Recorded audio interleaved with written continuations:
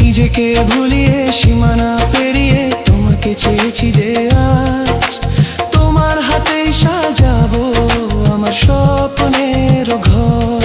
আমি তোমার প্রেমে পড়ে দুনিয়া ভুলে গেছি।